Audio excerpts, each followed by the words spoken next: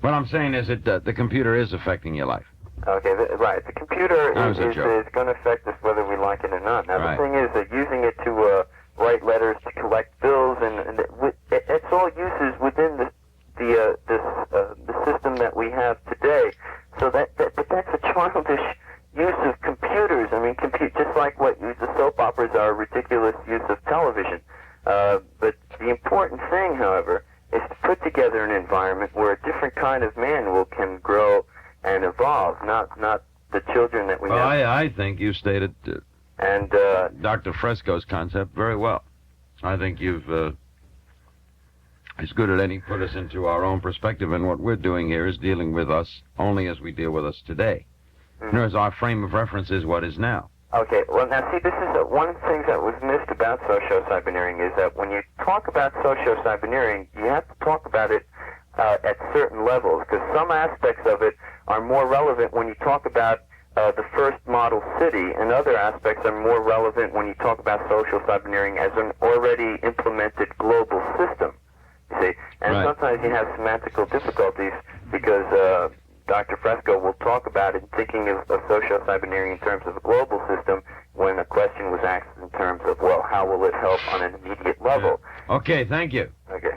This is WIOD. I'm Larry King. We've got a great group of calls tonight. Hello. Hello? Yes. Yeah, Dr. Fresco? Yeah, he can hear you. Yes, sir. I was going to say, are not you talking from the utopia you are describing, that are not you talking primarily about an artificial society? Not to me, sir. It's not artificial to him. You eliminate a lot of the human factors of this society, or you try to perfect them, or you try to eliminate God to a certain extent, to a good extent. And you are trying to eliminate discipline, you are trying to eliminate a lot of things that are important in I don't see it that way, sir. I see a healthier discipline. A healthier discipline? Yes, not eliminate it. Is allowed to do whatever they please? Not exactly that, although it is implied by some of the statements made.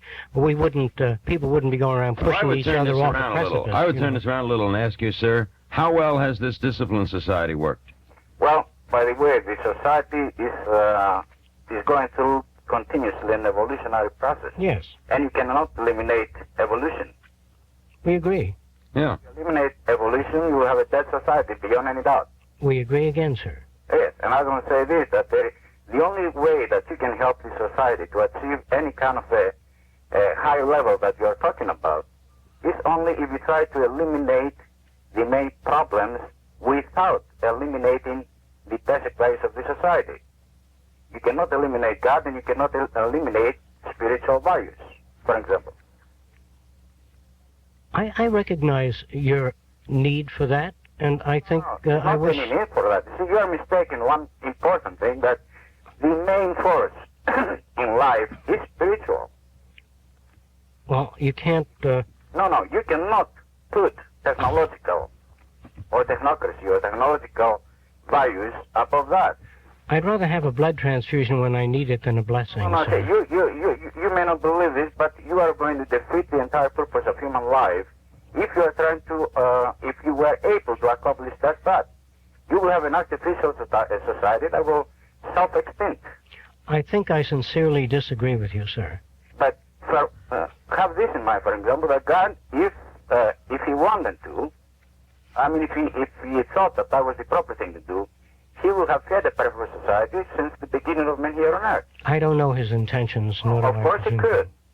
I don't know the intentions of a deity. To develop the planet, to develop his universe, he had to put men.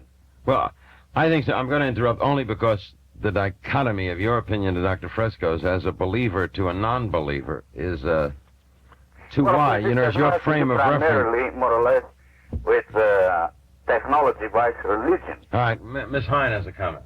Yeah, let's try and get it off the technology versus religion and talk about some of the scientists, that is the non-religious scientists now, who are beginning to talk in terms of the small percent of the human brain capacity that we are using, and there's so much more we could use and so forth, and Ornstein's right brain, left brain. Of course, you can do a lot of things. You see, number one, you cannot try to complicate things, because things that are complicated and are also going to die.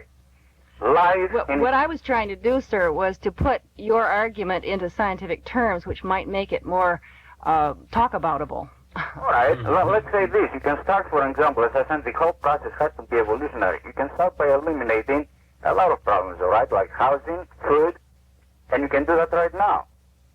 But you cannot jump from A to Z. Never.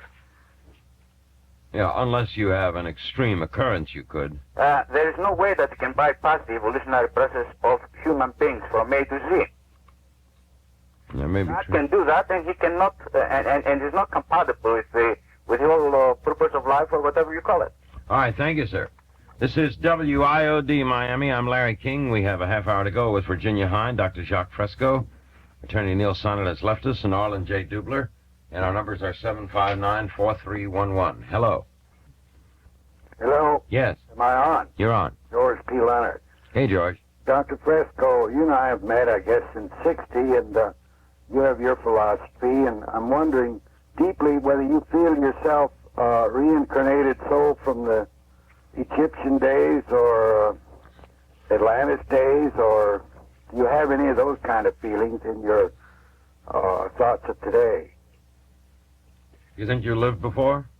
Yeah, do you believe in past lives, Dr. Fresco? Only through the books that others have written that have done a lot of work. And No, he does not, only sir. that sense. Oh, you don't go reincarnation in past lives. I would say he is the least occultist person I know. He believes in nothing in that sphere. Okay, thank you. Thanks. This is I think you disappointed him. This is WIOD. Hello. Larry? Yeah. Larry King? Yeah. This is one of you admire. Well, that's one. Me wake with my wife until now, and I'd like to say this. Miss King, thank you for being so nice to Miss Jacque Fresco. Most of all, I thank the great one, Mr. Gleason, the second call. He was a very nice gentleman. He was very gracious and very honest. That the idea of a scientist is not for lawyers or for average people, but I like the discussion. That's what I say. And we're talking about God, I think my interpretation of what he said, he means this: the people do not love God because if they don't love their neighbor, in general, you know, they use God for anything. But truly, you know, it's not. They don't follow God's way. I don't believe that he meant that way. He doesn't believe in God. No, I don't believe that. He could say that, but we all know what happened. Wars and people love one another like cats and dogs. The things are different. That's all. I don't generalize, but the things are pretty bad.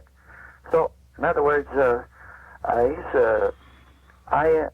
that's the one part I would part with Dr. Fresco. I don't even know if Dr. Fresco is an atheist since he's curious and he's a scientist. I think that Einstein... I am glad that I tried to understand him, and so many people failed, but so many people were nice, too.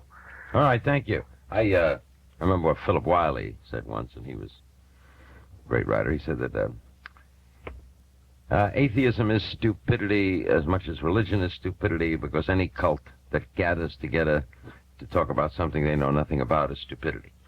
So it is, he said it, Philip Wiley is kind of wild. It's just as stupid to say there is a God as it is stupid to say there isn't a God, because we don't even know if there's life on Mars. I thought it was well put. 19 and a half before 5. This is WIOD at 759-4311. Hello. Larry? Yeah. Dr. Fresco earlier said that he sent a letter to Senator Humphrey that was responsible for the Great Society. I was wondering if he has any documentation of that. Yeah, sure. I have some early letters from Humphrey.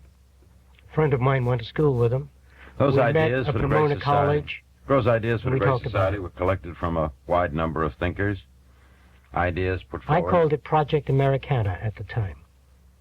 Well, I got the impression that you were responsible for it. Maybe I didn't realize it was a vast project like that. In other words, he just wrote a bunch of people on one of their suggestions of... Well, I don't think it was just a bunch of people. I think they, knowing Senator Humphrey as he does, I think he would pick out some selected We got an Americans. inquiry from Rockefeller, too, to send him information, all kinds of information on socio-cyberneering.